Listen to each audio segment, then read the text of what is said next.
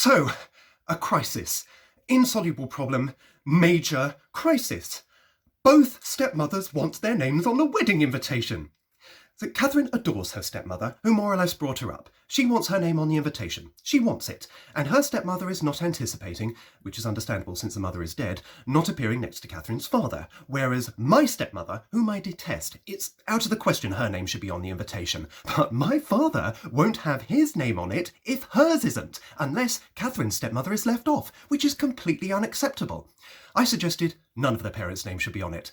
After all, we're not adolescents. We can announce the wedding and invite people ourselves. So Catherine screams her head off, saying that would be a slap in the face for her parents who are paying through the nose for the reception, and particularly for her stepmother, who's gone to so much trouble when she isn't even her daughter. And I finally let myself be persuaded, totally against my better judgment, because she wore me down. I finally agreed that my stepmother, whom I detest, who is a complete bitch, will have her name on the invitation. So I telephoned my mother to warn her. Mother, I said, I have done everything I can to avoid this, but we have absolutely no choice. Yvonne's name has to be on the invitation. She said, if Yvonne's name is on the invitation, take mine off it.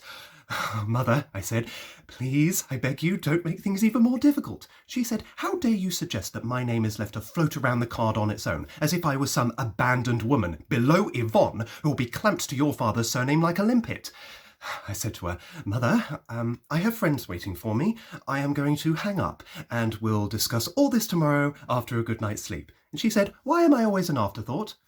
What are you talking about, Mother? You're not always an afterthought. Of course I am. And when you say don't make things even more difficult, what you mean is everything's already been decided. Everything's been organised without me. Everything's been cooked up behind my back. Oh, good old Huguette. She'll agree to anything. And all this, she said, to put the old tin lid on it, in aid of an event, the importance of which I'm having some trouble grasping. Mother, I have friends waiting for me. Yes, that's right. There's always something better to do. Anything's more important than I am. Goodbye. And she hung up. Now, Catherine, who was next to me but who hadn't heard her side of the conversation, said, what did she say? She doesn't want her name on the invitation with Yvonne. I wasn't talking about that. What was it she said about the wedding? Nothing. You're lying. I am not, Cathy. I promise you she just doesn't want her name on the invitation with Yvonne. Will you tell her when your son's getting married, you rise above your vanity?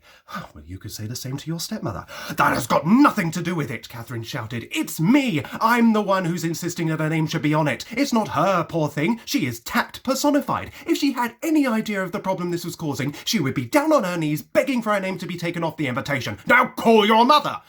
So I called her back. By now I am in shreds. Catherine is listening on the extension.